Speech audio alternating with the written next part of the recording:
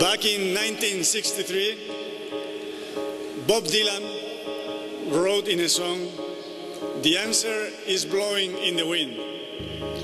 He was thinking of liberty, but of course we are thinking of energy.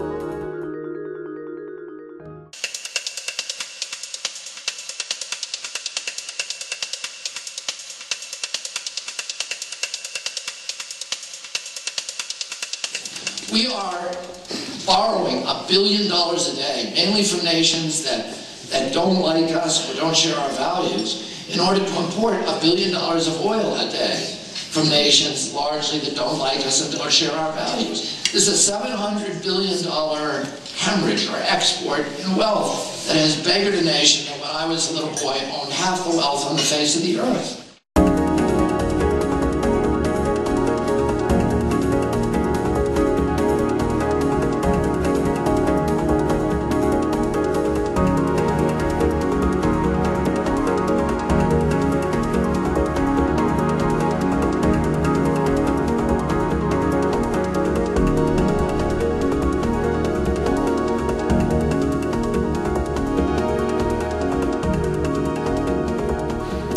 It's an American product.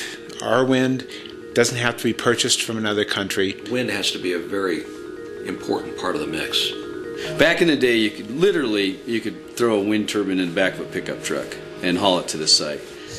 So anyway, so that's the way it's been, and then Zahn turned into Enron. Enron went over the cliff. We still have some old dragons that are just convinced that they have to real men burn fuel.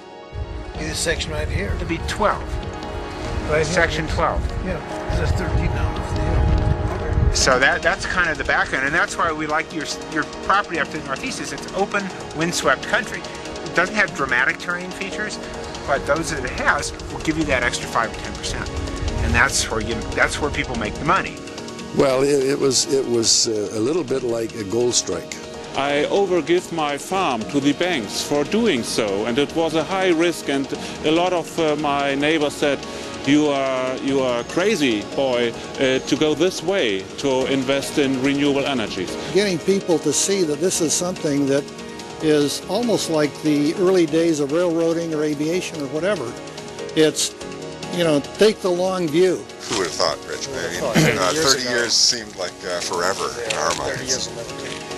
My definition of the development business is taking risks, solving problems, and providing a product that somebody wants to buy. The tax credits obviously helped to create an industry that was not in a position to be created anywhere else in the world.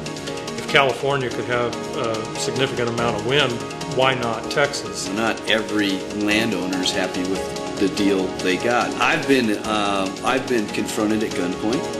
Recently on a project in Texas, we actually had a landowner, let off a couple rounds.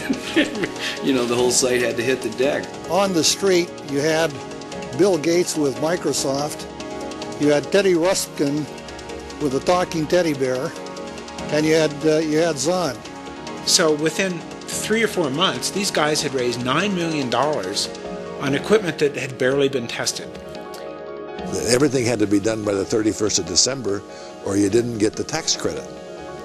And so there's stories about guys cutting up pieces of plywood and bolting them on these things and spinning them by hand to get the electricity to go through the generator so they would qualify.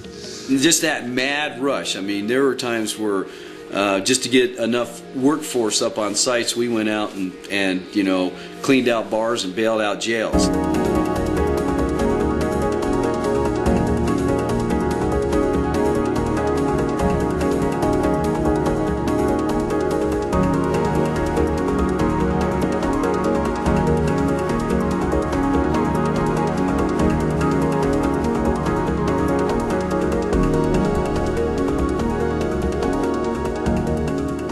sudden, wind power is the future. It is what's going to provide the jobs going forward. And it's taken this global financial crisis for the politicians to really wake up to the potential of wind power. For those of us who've been in the wind power industry a long time, we're sitting here thinking, yeah, and now you wake up to it. If you'd done that 10 years ago, we might not have been in the state we're in today. 1100 East, or it used to also be called Poplar Lane. Okay. It's not Poplar Lane anymore because they cut down all the poplars.